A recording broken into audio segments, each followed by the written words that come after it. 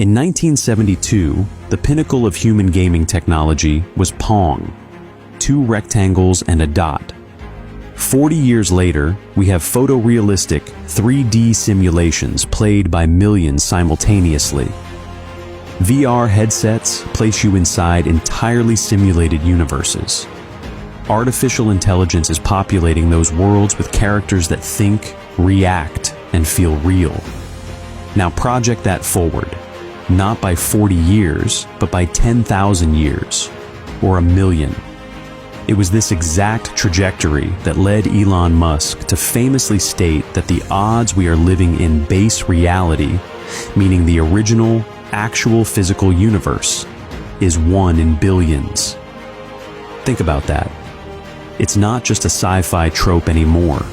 Some of the world's most brilliant physicists, philosophers, and tech billionaires genuinely believe that you, your house, your childhood memories, and the screen you are watching this video on are nothing more than lines of code running on a supercomputer.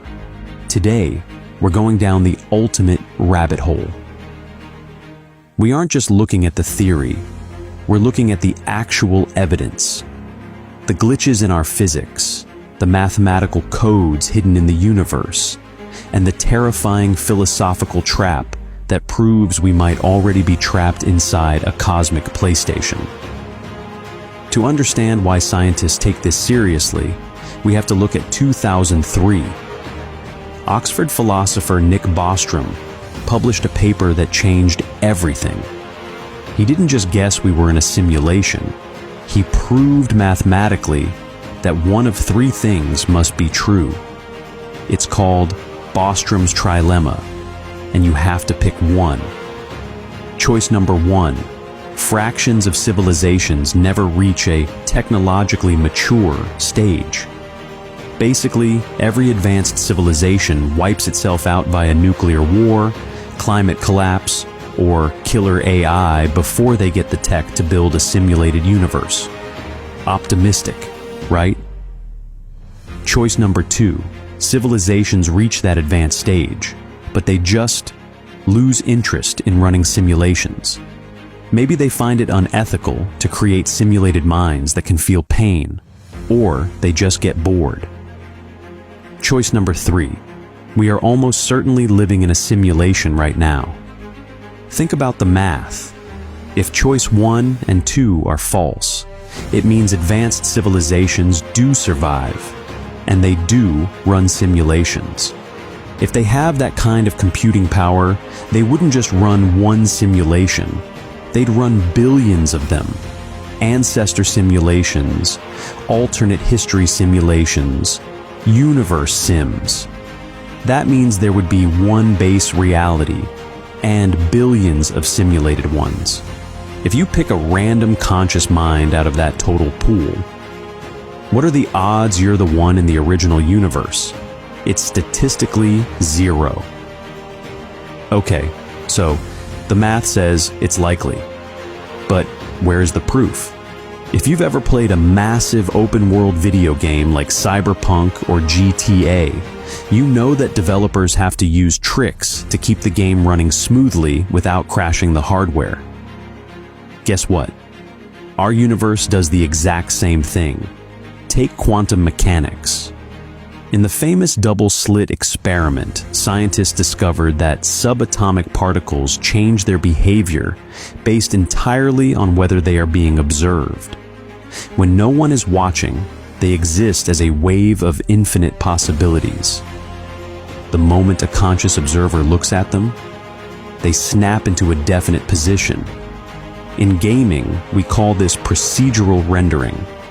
A game engine doesn't render the entire map at once. It only loads the room your character is currently looking at to save processing power. Why waste RAM rendering the center of the Earth, or a star billions of light years away, if no one is looking at it? Our universe seems to only render reality when we look at it. And then there's the ultimate universal speed limit, the speed of light. Why is there a speed limit at all? Why can't anything go faster than roughly 186,000 miles per second? In a simulation, the speed of light makes perfect sense. It's the clock speed of the processor. It is the maximum rate at which information can be transferred across the cosmic motherboard. If you go any faster, the simulation can't render the next frame in time. If this sounds like wild speculation, let me introduce you to Dr. James Gates.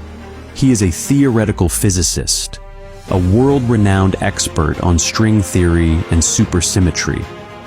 He wasn't looking for a simulation. He was studying the fundamental equations deep inside the mathematical equations that describe string theory, the very fabric of our reality. Dr. Gates found something completely unexpected: block linear error-correcting codes. Specifically, he found a type of code called doubly extended Reed-Solomon error-correcting codes. Now, unless you're a computer scientist, that sounds like gibberish.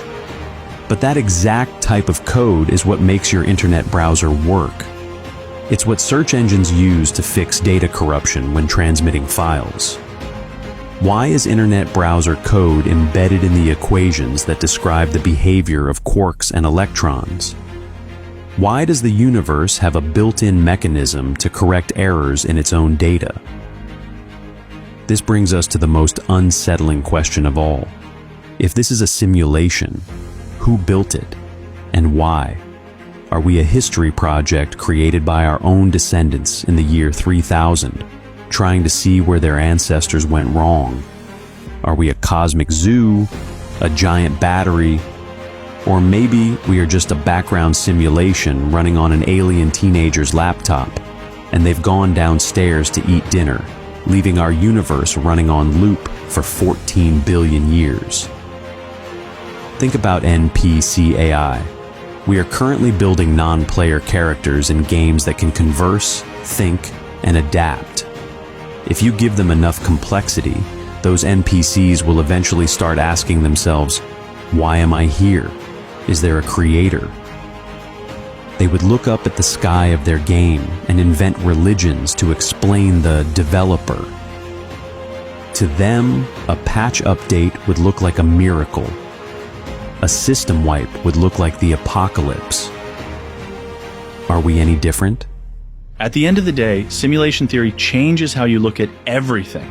Some people find it terrifying. They feel like if this isn't real, then nothing matters. Your pain, your triumphs, your loves, just digital smoke. But there's another way to look at it. The ultimate silver lining. If this universe is a simulation, it means that death isn't the end. It just means the program closes, means that the limitations we think we have, the physical boundaries holding us back, are just rules written by a programmer. And rules can be bypassed. So, what do you think? Are you the main character in this game, or just an exceptionally well-programmed NPC? Drop your thoughts in the comments below, unless your programming prevents you from doing so.